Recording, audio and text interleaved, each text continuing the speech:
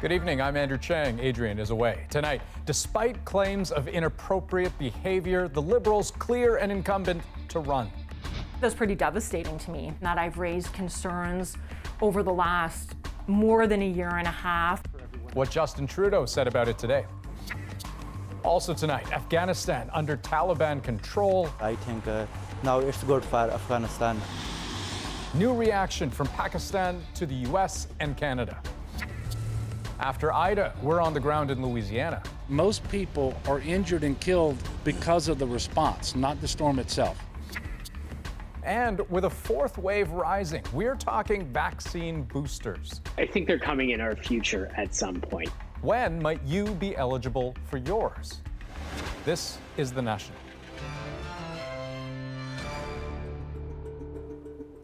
We're starting tonight with allegations against an incumbent Liberal running again, brought by a woman who says he acted inappropriately towards her. Raj Saini denies any wrongdoing and has been green-lighted to run by his party. Tonight, you'll hear about that from his leader, who from his win in 2015 through the Me Too movement has talked about the need to support women. Ashley Burke shares exclusive new details on this story tonight. Our friend and our Prime Minister, the Right Honourable Justin Trudeau. Raj Saini has been a Liberal MP since 2015. This election, the party gave him the green light to run again, despite allegations of inappropriate behaviour towards 4 young female Liberals during his time in office.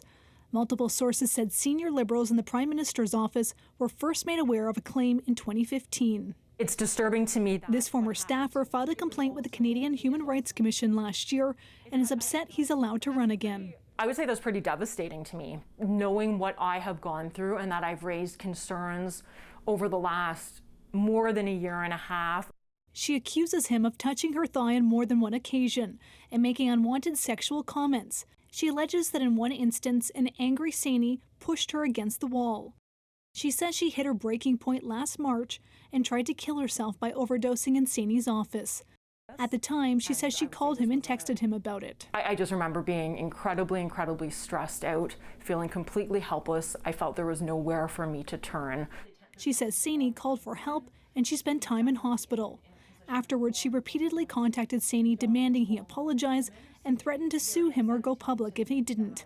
In a statement, Saini denies any wrongdoing and said, "I have never acted inappropriately towards staff or constituents." In fact, he said he got police involved for his own safety and says he asked the House of Commons to conduct a workplace review that he says cleared him. But the complainant alleges she wasn't allowed to take part in that because she was on sick leave and then dismissed. Everyone deserves to have a safe workplace. While announcing a mental health policy, CBC News asked Trudeau why he's allowing Saini to run again. Just to be clear, are you saying that you believe your candidate and not the women? I have said that Mr. Saini has shared the processes. There have been rigorous processes undertaken that he has shared the details of. We know that it is extremely important to take any allegations seriously, which we certainly have. Okay, so Ashley, what are the opposition parties saying about all of this? Well, the Conservatives call it a pattern of the Trudeau government covering up and looking the other way at these kinds of allegations, while the NDP said that Trudeau is refusing to live up to his words and is protecting powerful men and undermining the women who have come forward with serious allegations. Okay, Ashley Burke, thank you. Thank you. Quebec Provincial Police issued an Amber Alert tonight for a 3-year-old boy they say was abducted in St. Paul, about 6 hours north of Montreal. Now, police are looking for Jake Cote. The boy is thought to be with 36-year-old David Cote. He is described as being 5'7", 180 pounds. Police are also looking for a gray ATV. Okay, to Afghanistan now, where the sun rose without U.S. boots on the ground. The U.S. president addressed his nation to defend the decision to withdraw. It was time to end this war. This decision about Afghanistan is not just about Afghanistan. It's about ending an era of major military operations to remake other countries. After 20 years fighting to remake Afghanistan, it has come full circle. Here's the country before the U.S. launched its war on terror, and this is Afghanistan now. Back then, The Taliban ruled with an iron fist. Now flush with captured arms and equipment, they are the present and likely future. Susan Ormiston is in the region watching the Taliban triumph and also the anxieties of a country scarred by war, facing deep challenges. Extraordinary images. Taliban leaders claiming their territory. America's final outpost, Kabul's airfield, taken last night. Taliban fighters in U.S.-supplied uniforms congratulated today for defeating a great power.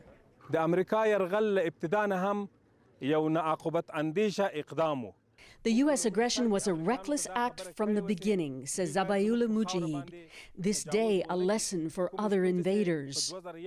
The damaged airport, not operational, is now the Taliban's job to fix. They may need technical help from the Turks or Qataris.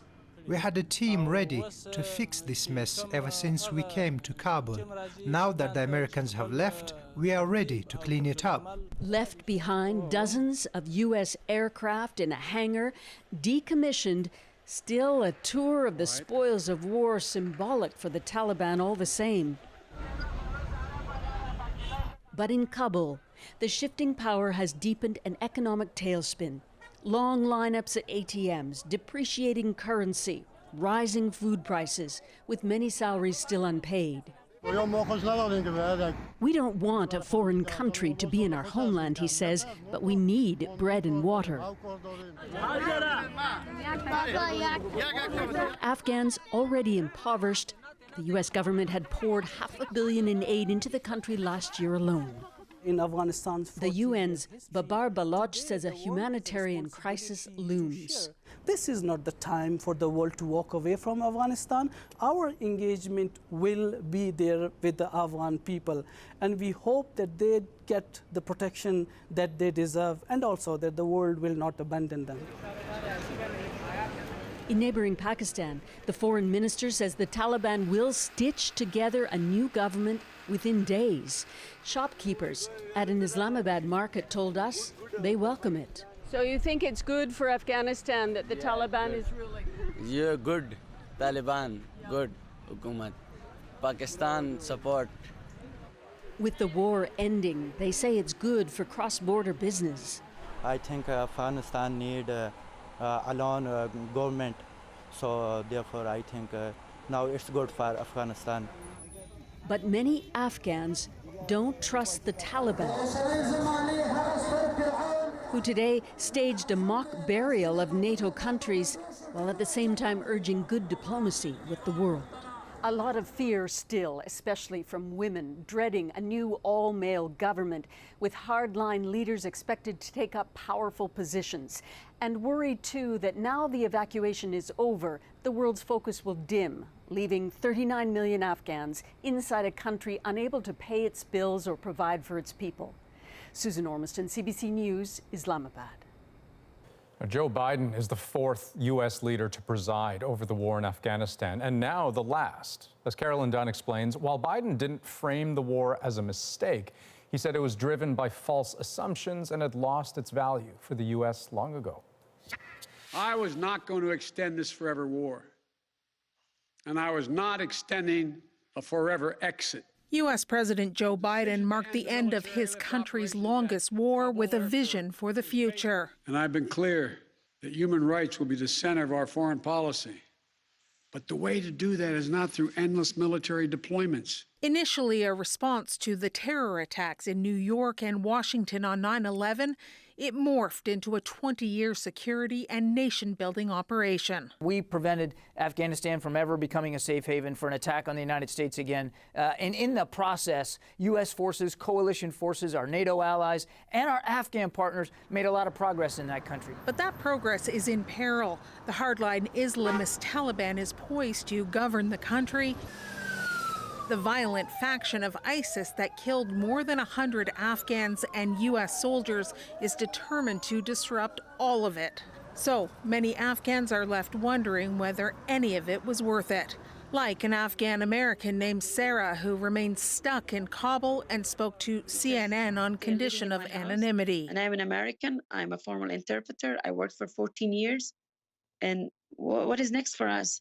We just smelled the death. The U.S. has promised to work international diplomatic channels to get U.S. citizens, foreign nationals, and Afghan allies out of Afghanistan. But critics of how the mission ended are concerned there's now a power vacuum, one that could be filled by ISIS or worse, including former Marine and CIA case officer Elliot Ackerman. He figures the U.S. could end up getting drawn right back in. America might be done with Afghanistan. Sadly, I do not believe that Afghanistan is done with the United States. But from now on, the U.S. says it's prepared to take military action on any threat in Afghanistan from a distance, with no boots on the ground. Carolyn Dunn, CBC News, Washington. Now, there are reportedly about 100 U.S. citizens still left in Afghanistan. But Foreign Affairs Minister Mark Arsenault revealed that the number of Canadians stranded in the country is far higher.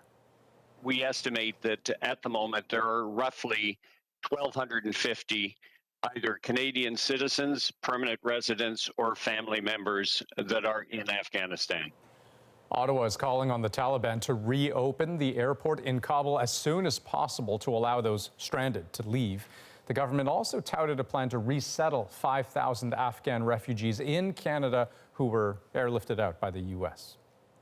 Now, while Afghanistan became an election issue very suddenly, the discovery of unmarked graves earlier this year brought the horrors of residential schools to a new level of national awareness. And as Olivia Stefanovich tells us, many Indigenous voters want to hear more from the campaign trail about reconciliation. So we mounted that cross in the middle of that circle. Ed Bitternose points to a monument marking the spot where the residential school he attended once stood. So it would be a memory that we would never ever want to go back to that time. Bitternose is now preparing to search the surrounding prairie for burial grounds, an issue he wants to hear more about on the campaign trail. The federal politicians should be addressing their thoughts on these findings that are happening across Canada and what is their response. We had a ceremony. A concern the Assembly of First Nations is putting to the parties. We need healing for our communities. National Chief Roseanne Archibald is calling on leaders to offer more support to address the trauma triggered from the discoveries. It's been an ongoing assault, if you will, on our culture and our languages, particularly our children. Liberal leader Justin Trudeau says he would keep a previous commitment, more money for residential school searches. To make sure that Indigenous peoples get the justice. NDP leader Jagmeet Singh is making a similar pledge, but vowing to do more. We should be working with Indigenous communities as nation to nation. While Conservative leader Erin O'Toole is promising economic opportunities. I'd like to see more partnerships, more equity stakes. There might be graveyards there. Still, Bitternose feels the issues important to Indigenous communities are being overshadowed. It makes me feel very sad. Bitternose says he hopes he'll see a change in the next few weeks, and his people's priorities will get the attention he feels they deserve. Olivia Stefanovich, CBC News, Ottawa. For some Indigenous leaders, bringing attention to those priorities also means endorsing First Nations candidates. In Manitoba, the Assembly of Chiefs is backing a Liberal candidate who is Indigenous. I think that it's time for a fresh start in the North, and I absolutely support Shirley Robinson in her candidacy.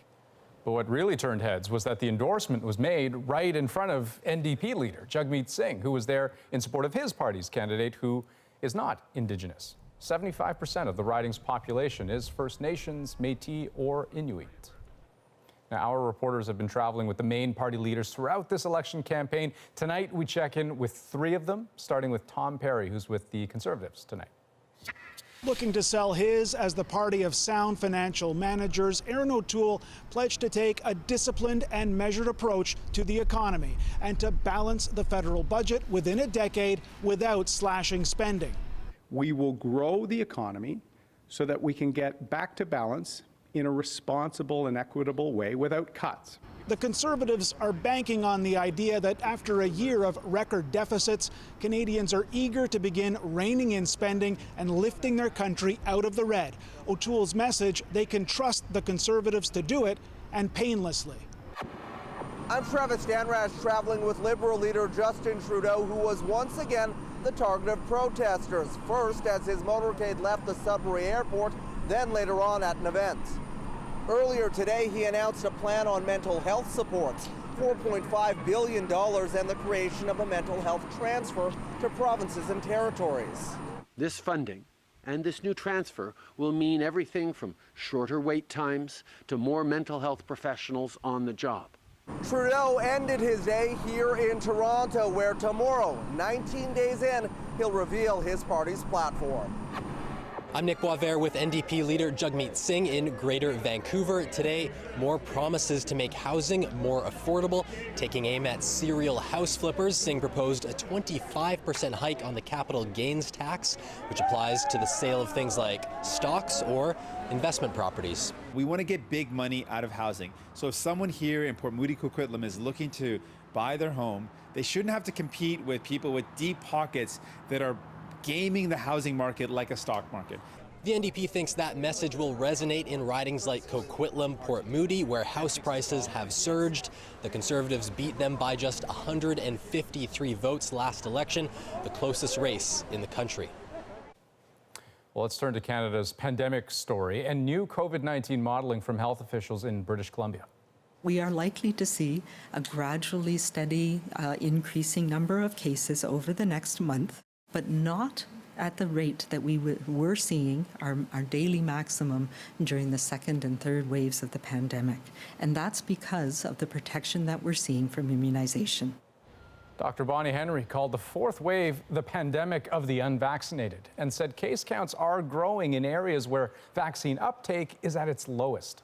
That includes BC's interior region. It accounts for just 15% of the population, 1/5, but half of the province's current cases.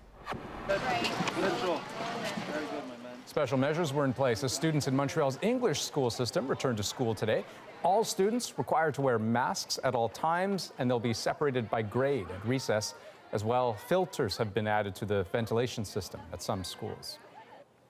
Well, thousands of students in Alberta will also be back in class tomorrow. And as Aaron Collins shows us, precautions vary quite a bit from school to school. An annual tradition with a pandemic twist. This year's school supplies complete with COVID protection. Okay, here's your hat. Always. And your mask. Still in the midst of a fourth wave, this school year comes with risks. It's Jax that I worry about because he's 11 and he's a small for his age and he has a heart condition. Just like last year, masks are mandatory at public schools in Calgary and Edmonton. Cohorts and social distancing are back too. With 1,000 new cases of COVID every day, this is the prudent, cautious measure. But protocols to keep kids safe at school aren't universal across Alberta, the province leaving it up to individual school boards to decide what to do. Masks aren't mandatory everywhere here at Weber Academy, but they have beefed up their COVID surveillance, including this high-tech temperature reader that sets off an alarm anytime anyone with a fever walks by. Kids returned to class at this Calgary private school last week. It's up to them if they want to wear a mask. No distancing or cohorts either. The focus here, getting back to normal. We very much agree you have to start living with this because it may not go away in our lifetimes, and so it's time to really adjust. Well, how long this new normal can last depends very much on the virus, and some worry that as Alberta's schools reopen, the fourth wave could pick up steam. The worst possible situation for spread is an indoor space where there is a large number of people for a long period of time, and that pretty much summarizes what schools are. A return to class more risky for young kids unable to be vaccinated. The province gambling that its youngest residents won't get too sick at school. Aaron Collins, CBC News, Calgary. Now, another difficult reality for students and teachers going into the new school year, the impact of the pandemic on children's mental health. Because, as you'll hear from Wikidopia, research from across the country is showing alarming levels of depression among Canadian kids. Since her recent move to Canada, most of Wadad Hashmi's schooling has been online. I didn't see much, like a lot of people. I didn't talk to a lot of people, so kind of was always isolated on my own. New friendships helped, but those too suffered under the strain of school closures. You don't know what to talk about. You don't have that much really close friends, so it was hard and stressful. Harder for some children than others across Canada, according to multiple surveys and studies. In Ontario, a year-long study of more than 2,000 kids found symptoms of depression more than doubled. For children under 12, it was about 50%, and for those 12 to 18, it was about 70%. Myself and my colleagues actually have been surprised each time we look at the data. In fact, they're much worse than we would have anticipated. It's really quite striking how negative the impacts are. Their research also found mentally, kids from poorer families did worse. Online socializing didn't necessarily improve the situation, neither did loosening public health restrictions.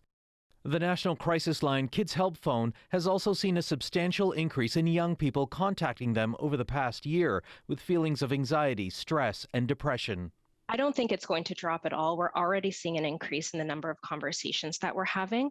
And, you know, we're seeing more and more people reach out. I can't tell you how many appointments I did.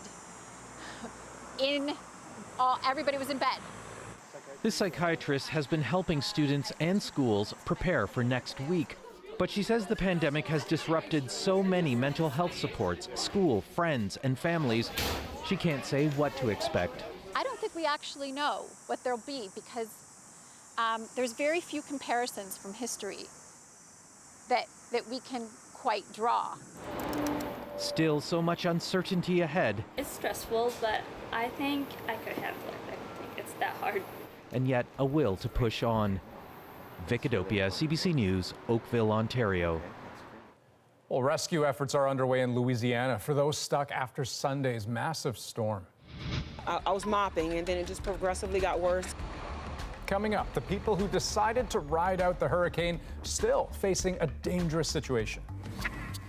Plus, is it a mod or a fraud? I like the style. It's typically Nova Scotian. One couple discovers their cherished art could be a fake. And behind that laughter is a heartwarming story of lasting friendship. I knew that Franco had the audacity and the capacity to do something this generous. We're back in 2.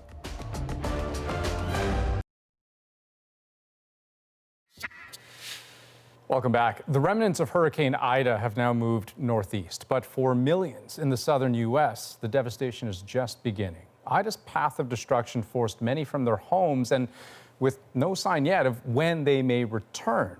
Chris Reyes shows us the danger's not over.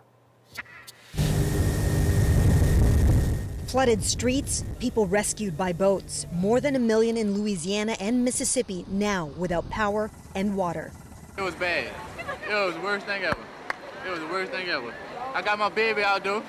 I wasn't gonna stop till I get my baby out. We saw that tree swaying back and forth, and then about 5 minutes later, the whole thing just snapped and fell over there on the house. After Hurricane Ida slammed the state on Sunday, emergency officials are now concerned about the dangerous conditions for recovery efforts. Louisiana's governor sending a clear message: don't come home. The schools are not open, the businesses are not open, the hospitals are slammed. There's not water in your home, and there's not going to be electricity.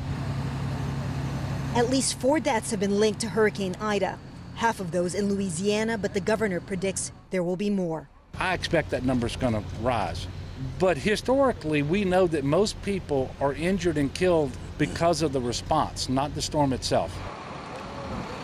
In Lafayette, Louisiana, rescue crews are getting some reprieve after a full day of helping people out of their homes.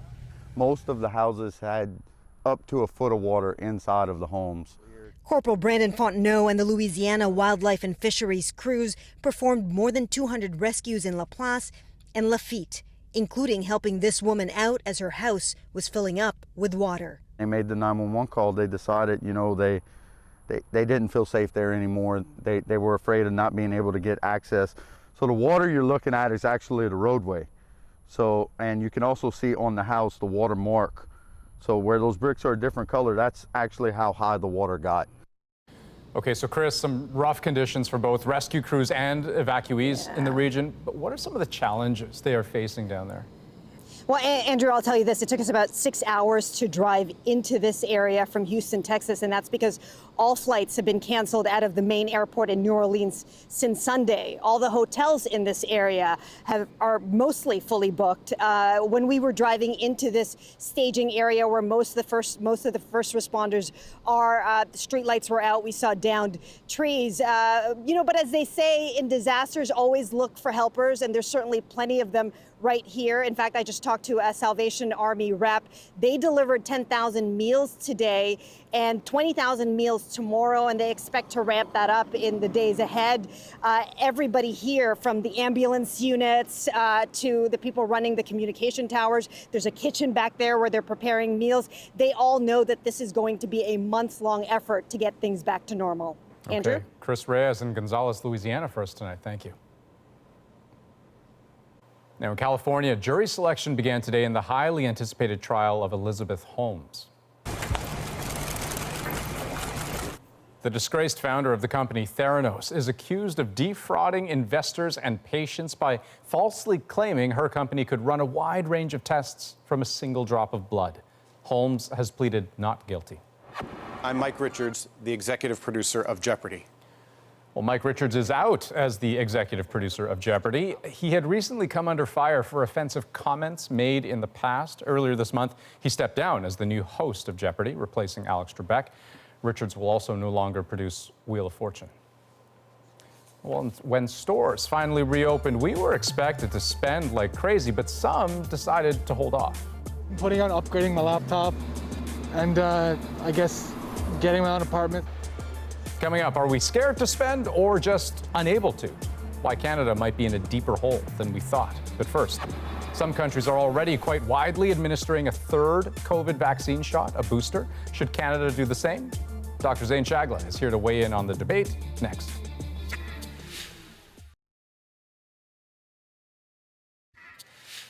Booster shots. Do we need them or not? The U.S. has already made clear its position. Boosters already encouraged for those with compromised immune systems. It's a true statement that we believe sooner or later you will need a booster for durability of protection. They've administered nearly 1 million boosters to date, and they want to make them available to all Americans starting September 20th.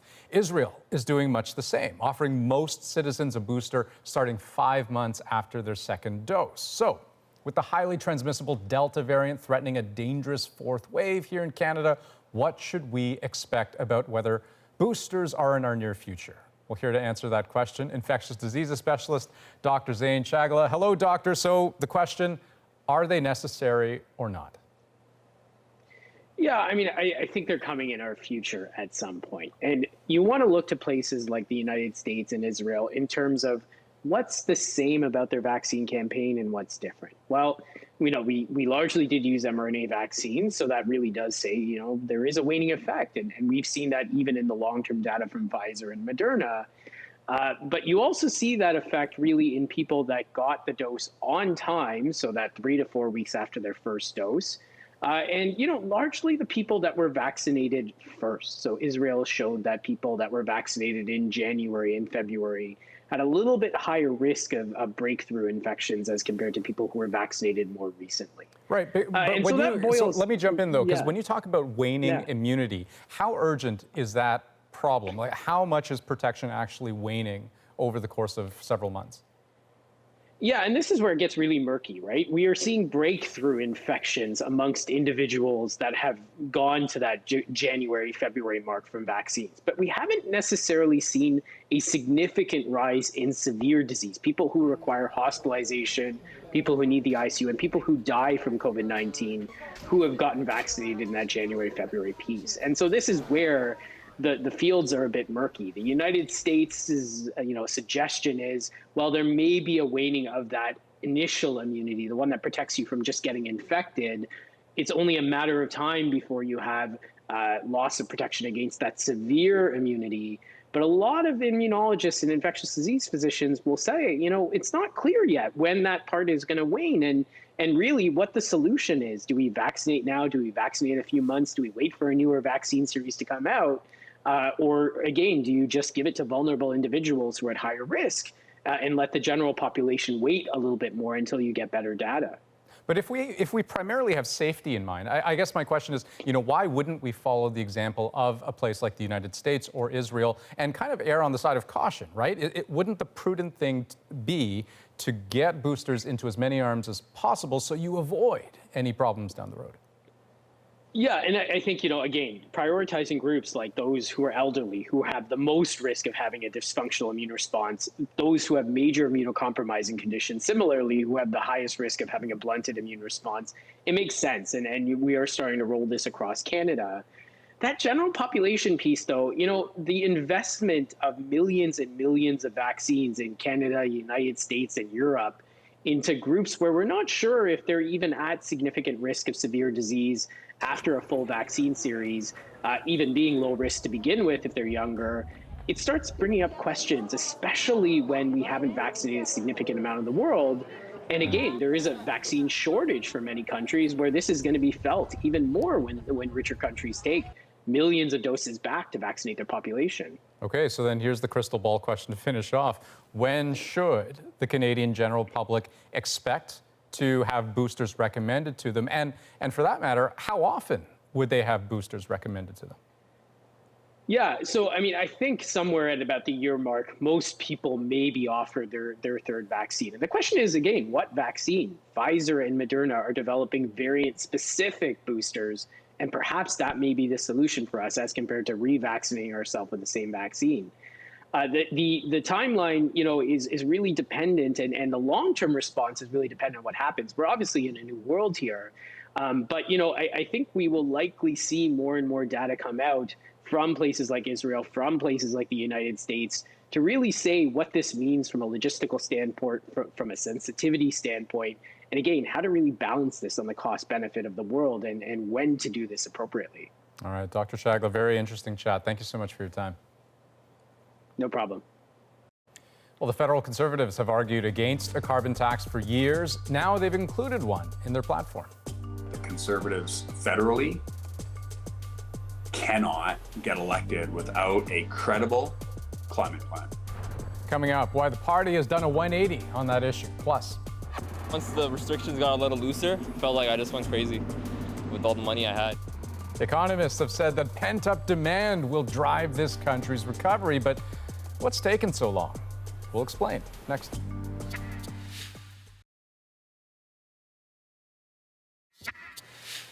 Welcome back. With the federal campaign in full swing, any pocketbook issue is bound to draw attention. Well, today that came in the form of new numbers showing the economy shrank in April, May, and June. Cameron McIntosh shows us why and what the leaders had to say about it. The signs are literally out there. A reopening economy trying to build back. Fewer restrictions. Out on the street, a lot of people do say they feel pent-up demand, like Iqbal.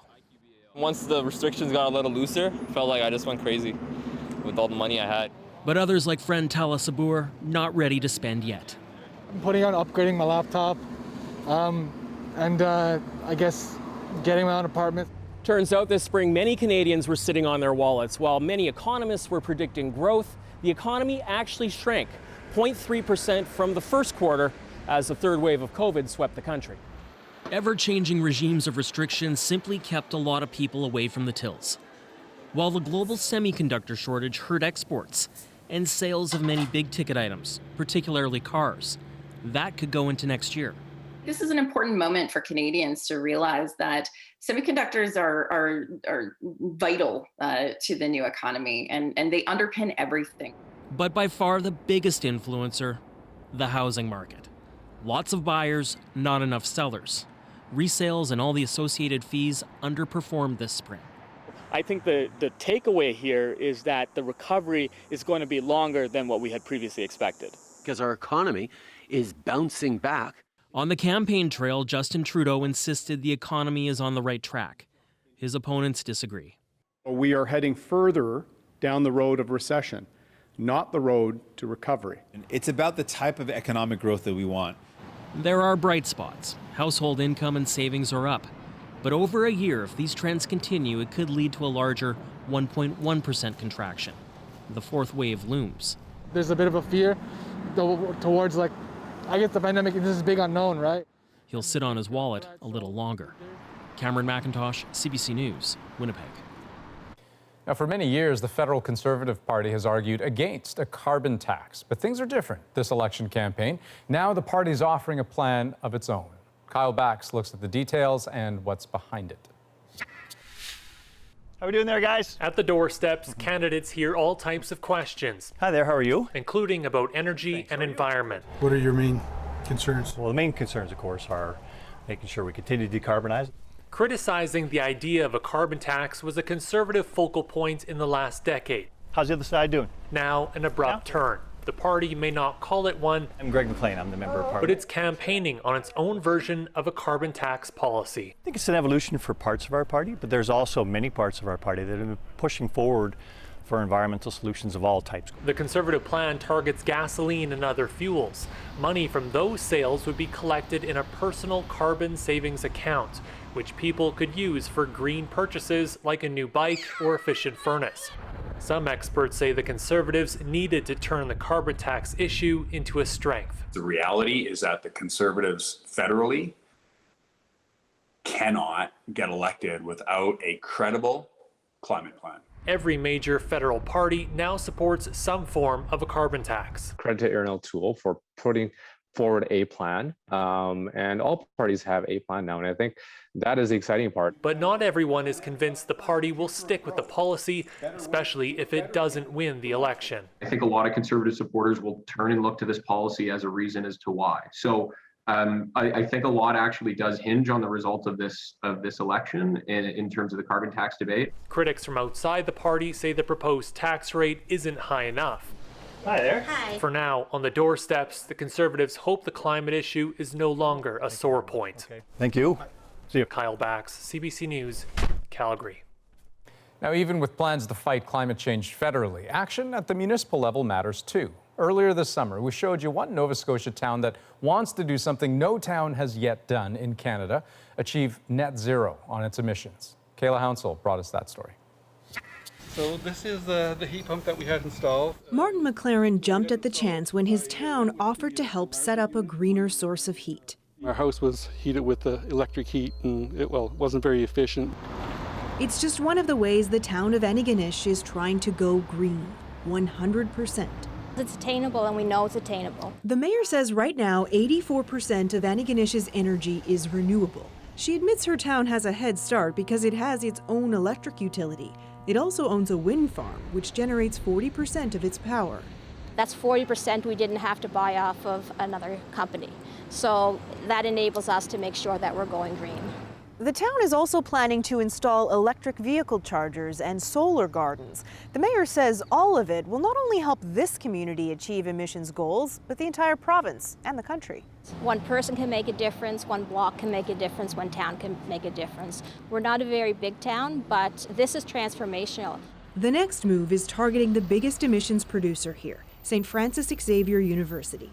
We double the size of the Antigonish area when our students are back in town.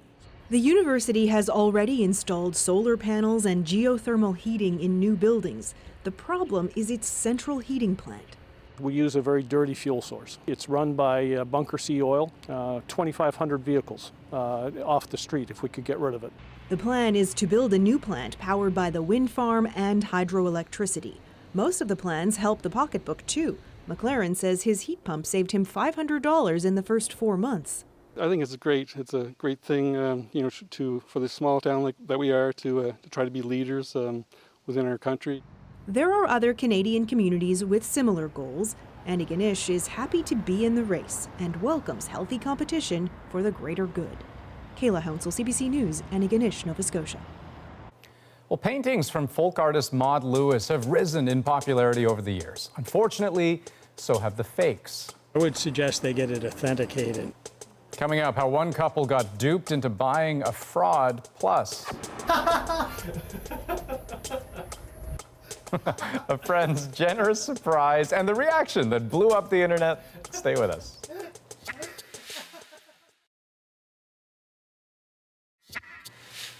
The CFL's Edmonton Elks have released a player for breaching the team's COVID-19 protocols. The team says offensive lineman Jacob Rudy will no longer be with them. The announcement comes as the Elks end an isolation period following a COVID-19 outbreak that affected 13 players.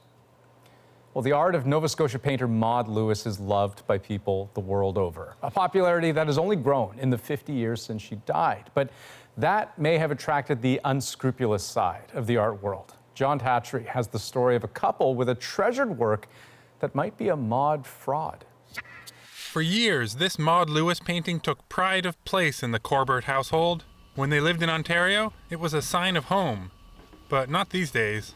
I like the style. It's typically Nova Scotian in the animals that she presents, the watering ideas that she presents. The Corbetts paid $5,000 for this painting at a Calgary auction 16 years ago. Similar works are now selling for $15,000 to $20,000. Some newly discovered Lewises in Britain recently fetched $60,000. But the Halifax appraiser told them theirs was not likely a Maud, but a fraud. Absolutely devastated. He named a couple of things. He talked about the way the horizon was done was atypical from his exposure to it. He said typically the seagulls, their legs typically are black. These aren't. Ian Muncaster has been appraising artwork for 50 years, but the Corbett painting seemed off. And I looked at it and I said, I think there's something is not right. He contrasts that with an authentic Lewis in for framing. This painting has, all the right things. It's got a good signature. The color's right. You can see where Maud sketched it in pencil underneath. The Calgary auction house shreds its records after a decade. The person who sold the painting has since died.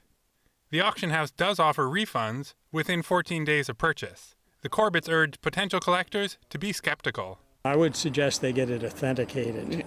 There is a certification of authenticity. Maud Lewis painted in this house for decades, creating thousands of original artworks, including the ones displayed here in the Art Gallery of Nova Scotia.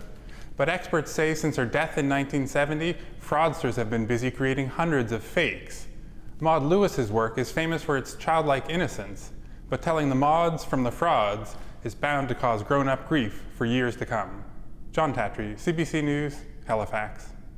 Okay, next on The National. One friend's surprise that gets a touching, if not hilarious, response. It's like Franco's a unicorn. It's not something that happens in reality. But it did, and the internet applauds. Our moment is next.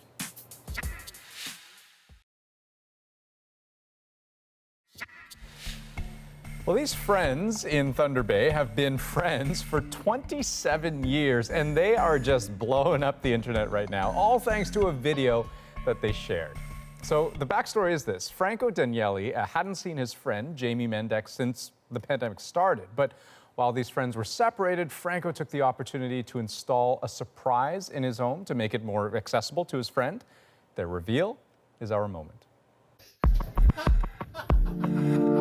It took like maybe 6 weeks to get it installed over the pandemic for like parts and stuff. I couldn't process it. Like, I knew that Franco had the audacity and the capacity to do something this generous. Like, nobody builds an elevator for their disabled friend. It's like Franco's a unicorn. It's not something that happens in reality. So I started laughing uncontrollably and I could not stop. Like, for minutes, I got all the way up to the 3rd floor and I was still laughing. I've spent like hours combing through the responses, and I just can't believe how kind and empathetic and sweet people have been. It's overwhelming. It's like experiencing the event for the second time. The reaction was worth everything. It was basically just a chorus of laughter from all of us for minutes on end. As we do on our normal occasions wherever we are together. And so look, to do this in your own home, just so that your friend can visit, that's a heck of a gesture.